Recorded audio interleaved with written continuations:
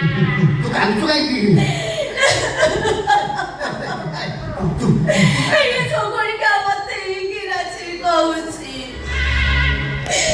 ମୋର ବି ସ୍ୱପ୍ନ ଥିଲା କୋଉ ବି ଡକ୍ଟର ହେଇଥାନ୍ତି।